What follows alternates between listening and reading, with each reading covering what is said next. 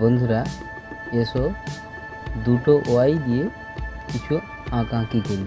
বড় হাতের দুটো ওয়াই এঁকে নিলাম। তারপর পাখি আঁকা হবে, পাখির দুটো ডানা এঁকে নিলাম সুন্দরটি করে।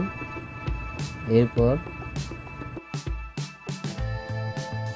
ডানার মধ্যে পালকের রেখা দিলাম।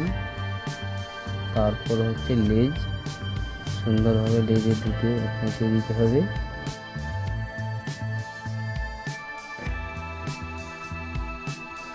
এবার হবে মাথার অংশ, গলা ও মাথা। এবার সুন্দরভাবে দুটো ঠোঁট বা চঞ্চু এঁকে দিতে হবে। ছোট বাচ্চা, সে হাঁ করে আছে, খোলা অবস্থায় চঞ্চু। মাথার মধ্যে দুটো রসগোল্লা অর্থাৎ দুটো চোখ এঁকে নিলাম। একটি গাছের ডালের উপর পাখি দুটি বসে আছে।